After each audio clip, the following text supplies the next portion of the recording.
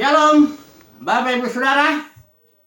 Kita melanjutkan tema kita, Kerajaan Elohim. Ini sudah yang keempat, dan kita sudah mencoba memahami ya benang merah atau outline gitu ya. Karena ini 7 tema, temanya ada 7 kurang lebih.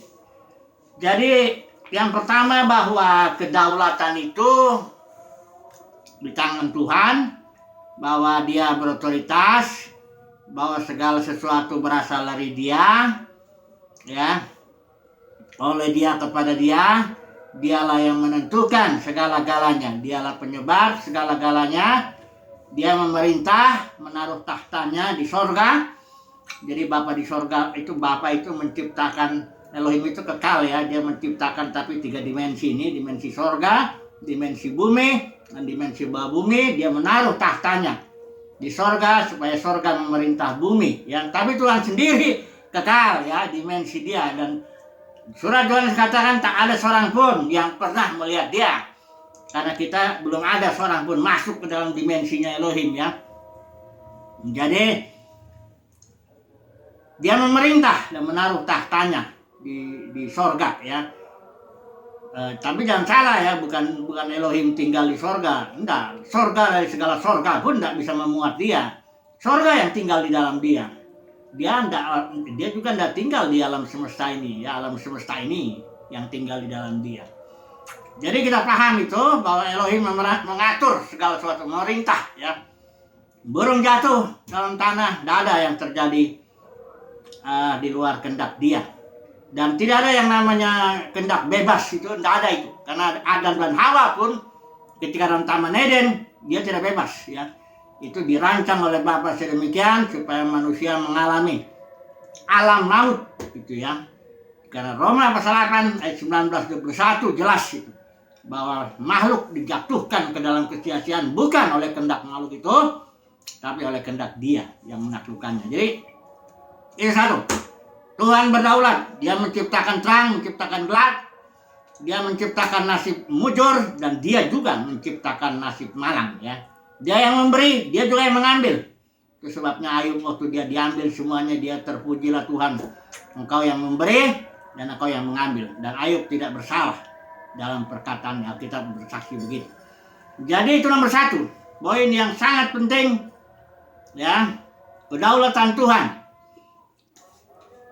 Karena kenapa ini saya tekankan berulang-ulang, karena banyak orang Kristen Tuhannya 2. Yang satu Tuhan yang baik, yang memberikan, hanya memberi segala-galanya, itulah Tuhan Yesus. Yang satu lagi Tuhan yang jahat, itulah iblis, yang selalu mencuri, merampok dan sebagainya ya. Tidak ada begitu ya. Tuhan cuma satu, daripadanya segala sesuatu berasal, baik terang, gelap, nasib malang, nasib mujur ya, malapetaka maupun pahit, manis, semuanya lah.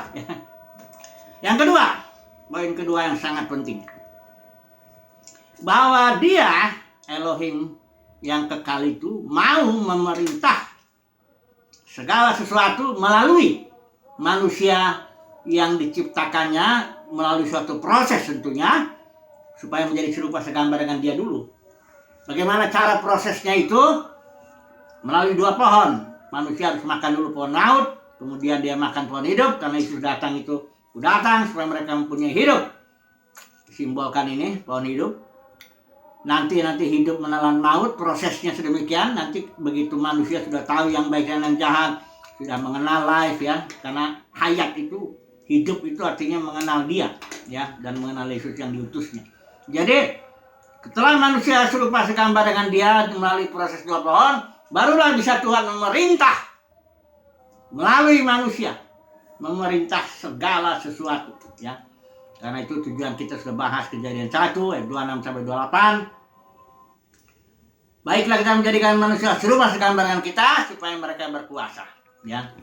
Nah, sekarang kita akan masuk kepada poin di mana manusia ya, ini Tuhan kan mau memerintah. Tuhan mau memerintah melalui manusia, itu artinya Tuhan mau menegakkan kerajaannya di bumi ini. Di mana raja di atas segala rajanya, tentu kita tahu Yesus itu ya. Tapi semua orang-orang kudus buat sulung itu imam-imam dan raja-raja supaya melalui kerajaan ini segala sesuatu ditaklukkan sehingga Bapa menjadi semua dalam semua. Nah, hari ini kita membahas sambil membandingkan dua orang ya di dalam kitab perjanjian lama ini. Yang pertama Nimrod, yang saya menyebut namanya sebagai manajer ya. Dia ini membangun kerajaannya di bumi. Dia orang yang mula-mula sekali berkuasa, membangun kerajaannya di bumi. Sementara Abraham ini seorang bapak ya. Bapak ini dia juga melalui keturunannya, yaitu Yesus Kristus Mesias itu, Tuhan mau menegakkan kerajaannya juga di bumi ya. Karena firman Tuhan jelas, datanglah kerajaanmu, jadilah kehendakmu di bumi seperti di surga. Jadi fokus daripada rencana Bapa itu bumi ya. Saya coba bandingkan ini Nimrod dengan Nimrod sebagai manajer dan Abraham sebagai Bapa. Karena nanti kita melihat gereja yang sebenarnya adalah manusia yang di dalamnya Tuhan memerintah oleh rohnya, roh pemberi hidup. Ini gereja yang ini tadinya harusnya menegakkan atau menghadirkan kerajaan surga di bumi. Tapi gereja sudah jatuh. Kenapa? Karena membawa spirit Nimrod ini. Spirit yang membangun pemerintahan manusia. Spirit yang membangun kerajaan sendiri. Untuk apa? Untuk cari nama. Sehingga gereja ini nggak lagi disebut gereja, tapi denominasi. Karena denominasi itu adalah kerajaan manusia. Ya, ada namanya itu jelas. Entah dia Presbyterian, entah dia Pentakosta, entah dia karismatik, ya, entah dia Lutheran, Calvinis. Itu kerajaan manusia itu, ya, bukan gereja. Karena kalau gereja itu nggak ada namanya, ya, hanya perlokal aja. Kalau komunitas Paulus itu nggak ada namanya. Kalau komunitas Petrus itu batasnya ya orang Yahudi. Ya, gereja nggak ada namanya, ya. Karena mau meninggikan nama Yesus di situ. Kalau denominasi ada namanya, itu kerajaan manusia itu. Harus dibedakan. Saya mau bedakan dulu ini. Ini sumber. Kalau kita paham ini, Nimrod sebagai manajer, kita paham Abraham sebagai bapak, kita akan tahu apa itu gereja, apa itu denominasi. Ini sangat penting. Kenapa penting? Karena rencana Bapa itu menegakkan kerajaannya di bumi. Dan gereja adalah alatnya untuk menghadirkan kerajaan surga di bumi ini. Denominasi tidak bisa. Tidak bisa denominasi menjadi alat menghadirkan kerajaan surga. Kenapa? Karena denominasi sendiri campuran. Ya, antara Roh Kudus dengan spirit Nimrod. Campuran kerajaan Tuhan, kerajaan manusia, tidak bisa lagi. Itu sebabnya ini disebut Babel. Ya. Ini harus jelas dulu ya. Saya mau jelaskan dulu. Mudah-mudahan hari ini bisa saya menjelaskan bedanya Nimrod ini yang bangun kerajaan sendiri sebagai manajer, dan bedanya Abraham sebagai bapa yang akhirnya menghadirkan kerajaan surga melalui Yesus itu di bumi. Oke. Saya rasa tidak harus kita baca seluruhnya. Ini Nimrod ini ada di Kejadian. Ya, pasal 11 di situ dibilang Nimrod ini seorang, kita tahu Nuh itu ya. Jadi ceritanya Tuhan selalu mencari bapak ya. Saya sudah bilang yang kemarin, Tuhan selalu mencari bapak untuk menegakkan kerajaannya di bumi ini. Pertama bapak yang namanya Adam ya. Tapi Adam sudah gagal ya. Dia melahirkan keturunan Kain. Campur aduk, akhirnya Tuhan hapus, ganti lagi bapak. Namanya Nuh. Nuh juga di sini kita lihat. Dia gagal juga menegakkan kerajaannya itu. Kenapa gagal? Nuh ini punya anak Sem, Ham, dan Jafet. Ceritanya sudah tahu bahwa ketika Nuh minum banyak anggur, dia telanjang, dan Ham ini melihat dan dia lapor itu, dan Nuh mengutuk Ham ini. Maka dari Ham ini lahirlah Kusi, dari Kusi ini lahirlah Nimrod. Inilah dia Nimrod yang membangun kerajaannya sendiri untuk cari nama dan supaya jangan berserak. Mari kita melihat dulu ya. Ini gagal enggak? Ini gagal. Kemudian Tuhan panggil Abraham dari antara pecahan kerajaan-kerajaan Nimrod ini. Karena kerajaan Nimrod itu dipecah oleh Tuhan, ya, dikacaukan bahasanya, pecahlah itu menjadi bangsa-bangsa. Itu zaman-zaman Pelek, ya, di mana bumi terbagi. Itu artinya dari satu kerajaan yang dipimpin Nimrod menjadi kerajaan-kerajaan bangsa-bangsa. Nah, dari situlah salah satu kerajaan yang Tuhan panggil Abraham dari Ur Kasdim, Irak itu sekarang. Panggil supaya melalui Abraham ini Tuhan membangun, menegakkan satu kerajaan Mesias di bumi ini, yang mana nanti kerajaan Mesias ini akan menghancurkan seluruh kerajaan dunia ini. Kerajaan dunia ini akan menjadi kerajaan Mesias nanti. Ya, baik dari nubuat Daniel itu ada batu, hancurkan semuanya kerajaan dunia ini. Oke. Mari kita melihat dulu spiritnya dulu ya. Ini harus tangkap ini Nimrod ini seorang yang mula-mula berkuasa itu sebenarnya bukan gagah perkasa di hadapan Tuhan itu bukan artinya dia bagus ya. Ini kalau saya pernah nulis itu Jewish Encyclopedic itu Nimrod itu namanya itu artinya tuh seorang yang membuat orang lain memberontak. Seorang pemimpin yang bisa menggerakkan orang lain sehingga berontak kepada Tuhan. Nah itu dia Nimrod ya. Kalau di ILT bagus juga ini. Di sini ada tulisannya begini nih. Di catatan kakinya ini makna lain daripada perkasa di hadapan Tuhan ini. Tegar menentang. Jadi Nimrod ini seorang yang tegar menentang rencana Tuhan dan dia menggerakkan orang-orang untuk memberontak kepada Tuhan. Karena rencana Tuhan itu menegakkan namanya tentunya ya di bumi ini ya. Kedua, Tuhan ingin berserak, menguasai bumi. Tapi kalau Nimrod ya jangan berserak lah. Kumpullah sekitar saya ya. Saya sebagai pemimpin. Ini mirip dengan yang di Kisah para Rasul 20 ya, para tua, para pemimpin gereja narik murid-murid kepada dirinya ya. Menarik kepada dirinya, kumpul kepada dirinya ya dengan ajaran palsu. Oke. Nimrod ini seorang manajer. Mengapa? Nimrod ini bisa membangun kerajaan demikian banyak ya orang. Kerajaannya dari Babel, Asyur juga dia bangun di situ ya. Ini kalau kita lihat di pasal ini kerajaannya nih, yang utama itu Babel ya, di tanah Sinear. Itu banyak kota itu ya. Jadi dia juga datang lagi nanti dia ke Asyur, bangun lagi dia di sana ya kerajaannya ya. Dan Nimrod ini ketahuan dia manajernya kayak begini, dia pandai menyampaikan komunikasi, ya, dia pandai menyampaikan visinya. Sehingga di sini dikatakan ayat 4 ya, orang-orang itu marilah kita, garis bawah kita membangun. Sebenarnya yang gerakan satu orang Nimrod, penguasanya. Tapi seluruh orang bergerak, baiklah kita. Jadi Nimrod ini, saya membayangkan Nimrod sebagai manajer yang pandai berpidato juga ini. Ya, dia berapi-api dan membangun, ayo kita bangun suatu kota. Ya, untuk kita cari nama, begini, dia menggerakkan orang banyak. Akhirnya orang mari kita, katanya. Nah, ini seorang pemimpin, seorang manajer, dia bisa mengatur sedemikian ya. Pemerintahan manusia ini ya. Kita lihat kalau manajer itu kerjanya ada 4 setidaknya. Ya, membuat perencanaan. Ini Nimrod ini berencana cari nama supaya kita jangan berserak. Itu rencana dia. Nah itu dia pengorganisasian. Dia mengatur ya.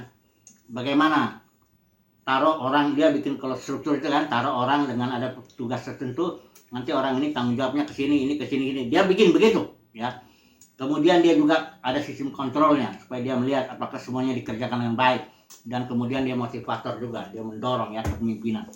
Ini manajer, Nimrod jelas itu dia manajer ya. Dan manajer ini beda nanti saya lihat Abraham. Ini Abraham ini bapak.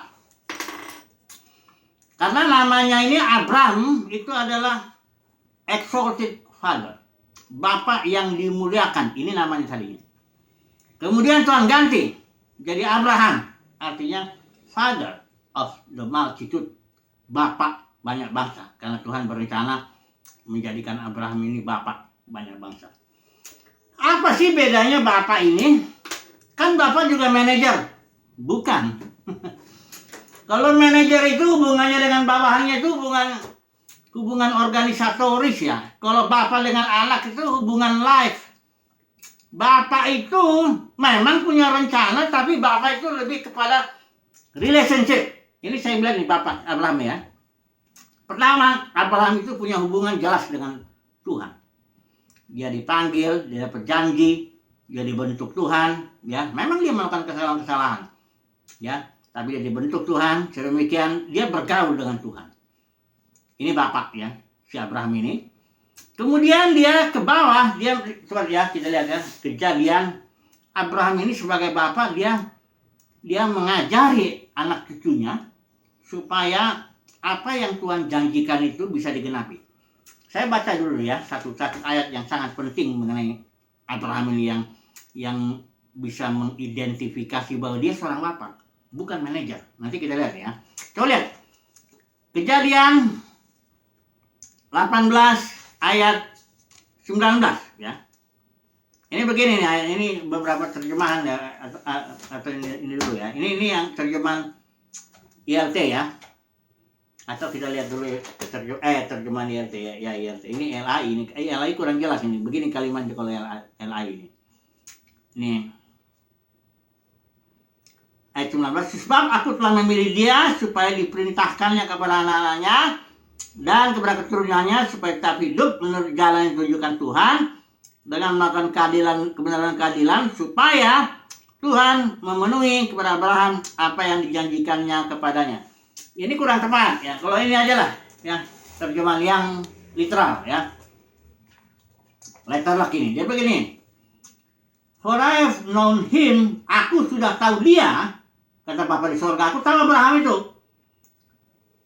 That he commanded his children and his house after him, ya, and they have kept the way of Jehovah. Jadi, aku tahu Abraham itu, bahwa dia akan memerintahkan anak-anaknya dan seluruh rumahnya, supaya mereka menjaga jalan-jalan Tuhan, atau menempuh jalan-jalan Tuhan.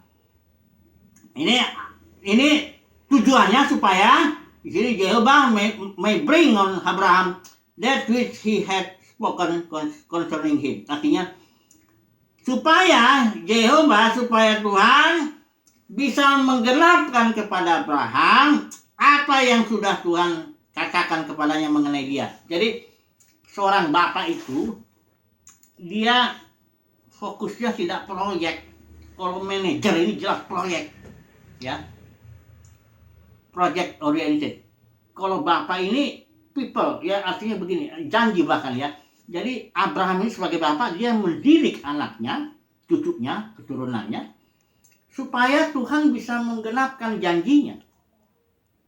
Janjinya kepada Abraham itu olehmu dan keturunanmu seluruh kaum di muka bumi digenapi.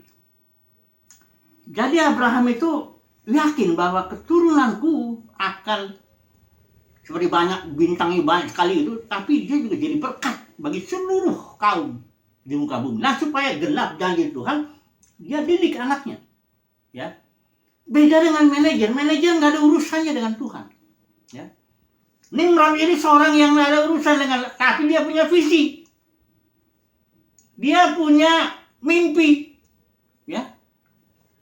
Dan dia punya kemampuan ya untuk mengkomunikasikan mimpinya, mengkomunikasikan visinya. Enggak harus dari Tuhan. Ya. Kalau Abraham ini dia bukannya memanfaatkan anak-anaknya supaya menggenapkan keinginannya, enggak gitu. Abraham itu relationship dulu dengan Bapa. Dia punya janji akhirnya. Dia punya janji supaya Bapa menggenapi janjinya, dia mendidik anak-anaknya ini. Ya. Dia tidak memanfaatkan anak-anak kerja tidak ada gitu ya. Semoga saudara bisa bedakan manajer ini dengan bapak ini. Ya, jauh sekali seperti langit dengan bumi itu bedanya itu. Ya, kalau bapak juga gini, kalau bapak juga mau mati untuk anaknya. Kalau manajernya nggak perlu kenal. Bagaimana kalau orang mimpi 1.000, 2.000, 10.000, nggak mungkin lagi kenal manajer. Kan nggak perlu kenal. Nggak usah pun mati, nggak kenal pun nggak perlu kok. Karena manajer membangun sistem pemerintahan, manusia sedemikian sehingga dia bisa bekerja melalui orang. Nggak perlu dia kenal orang itu. Yang penting dia udah bisa memotivasi, menaruh dalam struktur, dia kerja. Kalau Bapak enggak gitu. Bapak tuh berhubungan. Contohnya lah, Yesus itu Bapak. Kenapa? Dia cuma punya 12 orang anaknya. Kandung, anaknya dalam arti anak rohani lah ya gitu ya. Nah, Yesus kan nggak nikah. Petrus pun Bapak. Paulus pun Bapak. Yohanes pun Bapak. Nggak ada dari antara, bukan Petrus. Gereja mula-mula dia membuat perencanaan, pengorganisasian, terus mengontrol, terus nggak ada. Petrus nggak bikin begitu, Yohanes nggak bikin begitu, ya. Tak ada seorang pun yang menjadi manajer di gereja mula-mula itu. Semuanya dipimpin Roh. Ya, udah saya berulang 70 istilah dipimpin Roh di kitab Kisah Para Rasul. Tidak ada seorang pun di kitab Kisah Para Rasul yang 28 pasal itu yang menjadi manajer. Apalagi gembala sidang, mana ada? Gembala sidang ini nggak ada. Itu apa ya? Sistem pemerintahan manusia, itulah denominasi. Campuran antara Roh Kudus dengan Roh Nimrod. Roh Kudus dengan Roh Nimrod. Nah itu dia. Ya. Jadi ini jelas sekali bahwa Tuhan mau menegakkan kerajaannya melalui seorang Bapak. Dia tidak akan pakai manajer. Tidak. Manajernya adalah Yesus. Makanya saya bilang, adalah kamu jangan ada seorang pun disebut pemimpin. Akulah pemimpin. Kalian semuanya saudara. Kalian semuanya nurutlah sama Roh Kudus. Ya. Akulah yang menentukan si anu ke sini, si anu ke sini, si anu ke sini. Akulah, kata Yesus. Kalau pemerintah bangsa-bangsa kan dia menjalankan otoritas atas mereka yang di bawahnya itu. Manajer begitu. Kalau kalian jangan. Ini jelas ya. Semoga saudara melihat. Karena saya lihat bedanya ini langit dan bumi. Dan nanti kita lihat ya hasilnya. Ya. Oke lah.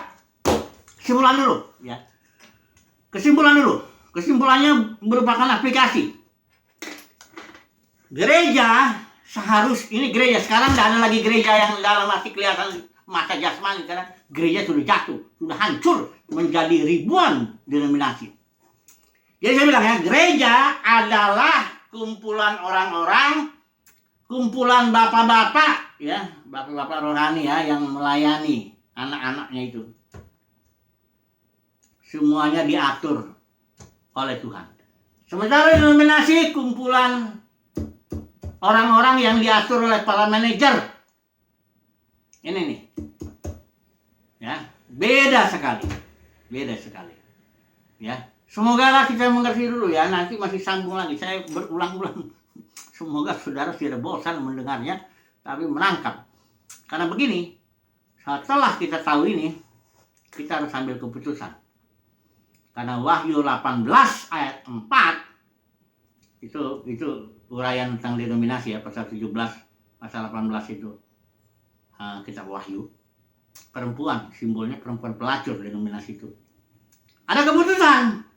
Wahyu 18 ayat 4. Hai umatku, keluarlah daripadanya. Keluar dari sistem kacau itu. Supaya diatur oleh Roh Kudus.